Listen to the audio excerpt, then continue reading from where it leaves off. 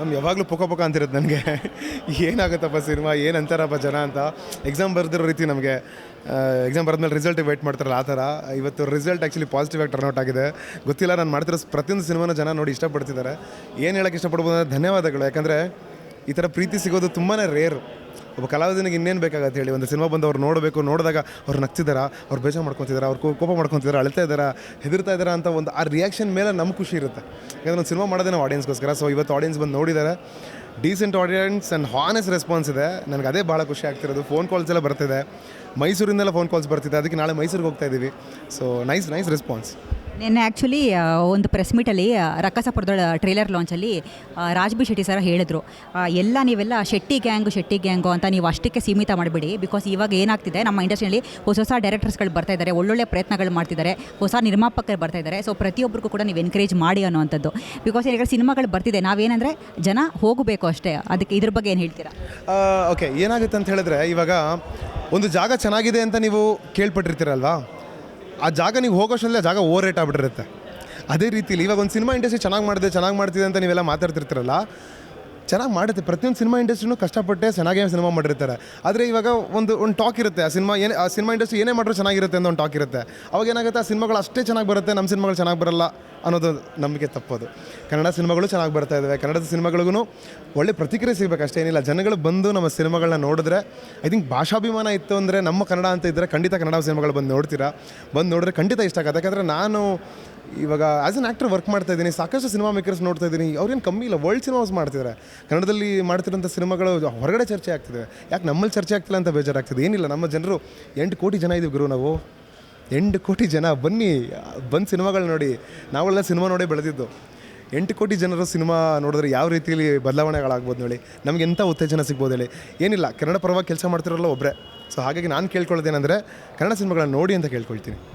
ಸಿದ್ದು ಮೂಲಿಮನಿ ಅವರಿಗೆ ಪ್ರಾಬಬ್ಲಿ ಒಂದು ಫ್ಯಾಂಡಮ್ ಶುರು ಆಗಿದೆ ಅಂತ ಅನ್ಸುತ್ತೆ. ಲವ್ ಯು ಮುದ್ದುನಲ್ಲಿ ಒಂದಷ್ಟು ಜನ ನಿಮ್ಮನ್ನು ಇಷ್ಟಪಟ್ಟರು. ಇವಾಗ ಮತ್ತೆ ಈ ಸೀಟ್ ಎಡ್ಜು ಇದು ಕೂಡ ಒಂದು ಒಳ್ಳೆಯ ಹಿಟ್ಟಾಗೋ ಎಲ್ಲ ಲಕ್ಷಣಗಳು ಕಾಣಿಸ್ತಾ ಇದೆ. ಸೊ ಇನ್ನು ಮುಂದೆ ಕೂಡ ಇದೇ ರೀತಿನಾ? ಫ್ಯಾಂಡಮ್ ಅಂತ ಹೇಳಲ್ಲ, ರೆಸ್ಪಾನ್ಸಿಬಿಲಿಟಿ ಅಂತ ನಾನು ಹೇಳೋಕ್ಕೆ ಇಷ್ಟಪಡ್ತೀನಿ.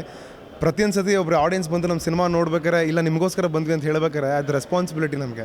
ಪ್ರತಿಯೊಂದು ಸತಿನೂ ನಾವು ಒಂದು ಒಳ್ಳೆ ಸಿನಿಮಾ ಕೊಡಬೇಕು, ಅವ್ರನ್ನ ಬೋರ್ ಮಾಡಿಸ್ಬಾರ್ದು, ಅವ್ರನ್ನ ಎಂಗೇಜ್ ಆಗಿ ಇಡಬೇಕು ಸಿನಿಮಾ ಒಳಗಡೆ ಅನ್ನೋದೇ ನನ್ನ ಒಂದು intentions. So I don't think so it is fandom. ಯಾಕಂದರೆ ರೆಸ್ಪಾನ್ಸಿಬಿಲಿಟಿ ಜಾಸ್ತಿ ಆಗ್ತಾ ಹೋಗುತ್ತೆ, ಕೆಲಸಗಳು ಜಾಸ್ತಿ ಬರ್ತಾ ಹೋಗುತ್ತೆ. ನಮ್ಗೆ ಅದೇ ಖುಷಿ, ಕೆಲಸ ಮಾಡೋದೇ ಒಂದು ಖುಷಿ. ಒಂದು ಒಳ್ಳೆ ಕ್ಯಾನ್ವಾಸಲ್ಲಿ ಒಳ್ಳೆ ಕಥೆಗಳನ್ನ ಒಳ್ಳೆ ಪಾತ್ರವಾಗಿ ನಾವು ಕಾಣಿಸ್ಕೊಳ್ಳೋದೇ ನಮಗೆ ಖುಷಿ. ಐ ಥಿಂಕ್ ರೆಸ್ಪಾನ್ಸಿಬಿಲಿಟಿ ಅಂತ ಹೇಳೋಕ್ಕೆ ಇಷ್ಟಪಡ್ತೀನಿ ವಿಷಯನ. ಸಿದ್ದು ಸರ್, ಇನ್ನೊಂದೇನೆಂದರೆ ಪ್ರತಿಯೊಂದು ಸಿನಿಮಾ ಕೂಡ ಅಂದರೆ ಒಂದು ಪಾತ್ರಧಾರಿಗೆ ಏನಾದರೂ ಒಂದು ಪಾಠವನ್ನು ಕಲಿಸ್ಕೊಡುತ್ತೆ. ಸೊ ಈ ಸೀಟೆಡ್ ಸಿನಿಮಾ ನಿಮಗೆ ಏನು ಪಾಠವನ್ನು ಕಲಿಸ್ಕೊಡ್ತು?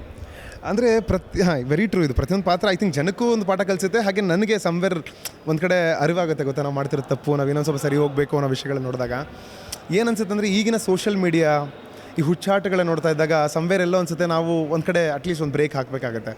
ಒಂದು ಹಂತಕ್ಕಾದರೂ ನಾವು ಏನು ಮಾಡ್ತಿದ್ದೀವಿ ಅಂದರೆ, ಯಾರೋ ಮೊನ್ನೆ ರೀಸೆಂಟ್ಲಿ ನನಗೆ ಇಂಟರ್ವ್ಯೂಲಿ ಕೇಳಿದ್ದು, ನೀವೇನೋ ಕ್ಯಾಮ್ರಲ್ಲಿ ತೋರಿಸಿದ್ದೀರಾ, ನಿಮ್ಮ ಕಣ್ಣು ಕ್ಯಾಮ್ರಾ ಯಾವಾಗುತ್ತೆ ಅಂತ ಕೇಳಿದಾಗ ಐ ಥಿಂಕ್ ನಾವು ನೋಡೋವಂಥ ದೃಷ್ಟಿಕೋನ ಅಂದರೆ, ಇವಾಗ ನಾವು ತೋರಿಸ್ಬೇಕಾಗಿರೋ ಕಾಂಟೆಂಟ್ಗಳು ಏನಂತ ನಮಗೆ ಗೊತ್ತಿರಬೇಕು, ನಾವು ಜನಕ್ಕೆ ಏನು ಕೊಡ್ತಿದ್ದೀವಿ ಅಂತ ಗೊತ್ತಿರಬೇಕು. ಹಾಗಂತ ಲೇಮ್ ಕಾಂಟೆಂಟ್ಸ್ನ ಕೊಡೋದಲ್ಲ. ಹಾಗಂತ ಇವಾಗ ನಾನೊಬ್ಬ ಆ್ಯಕ್ಟರ್ ಅಂತ ಸುಮ್ಮನೆ ವೀಡಿಯೋ ಮಾಡಿ ನಾನು ಏನೇನಕ್ಕೋ ವೀಡಿಯೋ ಮಾಡಿ ನಾನು ಜನನ್ನು ಏನಂತಾರೆ ರೊಚ್ಚಿಗೇಳಿಸುವಂಥದ್ದು ಸರಿ ಇರಲ್ಲ. ಸೊ ಹಾಗಾಗಿ ಐ ಥಿಂಕ್ ಆ ಹುಚ್ಚಾಟಗಳನ್ನ ಮಾಡಬಾರ್ದು ಅನ್ನೋದು ತಿಳ್ಕೊಂಡೆ ಈ ಸಿನಿಮಾದಿಂದ. ಹುಚ್ಚಾಟಗಳಿಗೆ ಅಟ್ಲೀಸ್ಟ್ ಒಂದು ಚಿಕ್ಕ ಬ್ರೇಕ್ ಇರಬೇಕು ನಮಗೆ. ಓಕೆ, ಮಾಡಬೇಕು, ಹುಚ್ಚತನೇ ಇರಬೇಕು, ಆದರೆ ಹೆಂಗೆಂಗೋ ಹುಚ್ಚಾಟತನೇ ಇರಬಾರ್ದು ಅನ್ನೋದು, ಅದನ್ನು ಕಲ್ತ್ಕೊಂಡೆ ಈ ಸಿನಿಮಾದಿಂದ ನಾನು.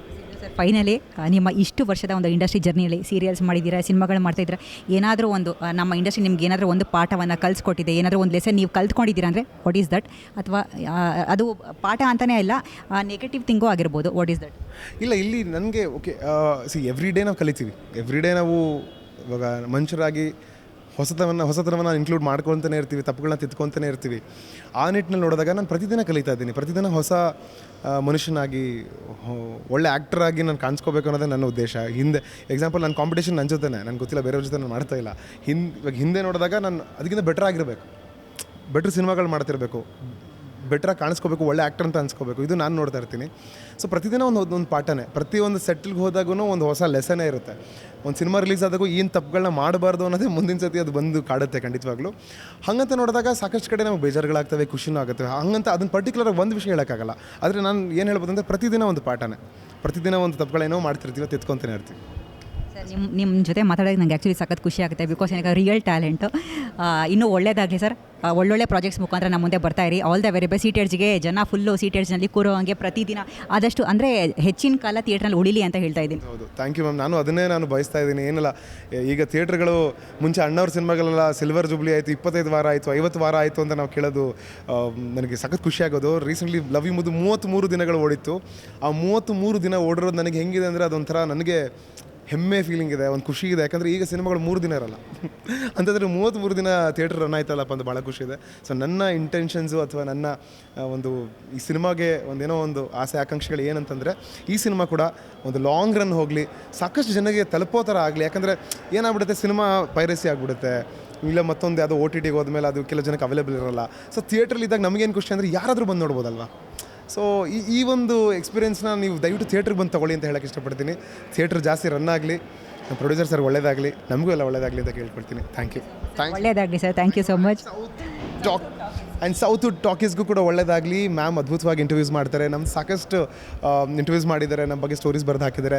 ಸೊ ಸೌತ್ ವುಡ್ ಟಾಕೀಸ್ನ ನೋಡ್ತಿರೋ ಸಬ್ಸ್ಕ್ರೈಬರ್ಸ್ ಎಲ್ಲರೂ ಪ್ಲೀಸ್ ಇವರೆಲ್ಲ ವೀಡಿಯೋಸ್ ಲೈಕ್ ಮಾಡಿ, ಕಾಮೆಂಟ್ ಮಾಡಿ, ಆ್ಯಂಡ್ ಯಾರ್ಯಾರು ಹೊಸದಾಗಿದ್ದೀರಾ ದಯವಿಟ್ಟು ಇವರ ಚಾನೆಲ್ನ ಸಬ್ಸ್ಕ್ರೈಬ್ ಮಾಡಿ.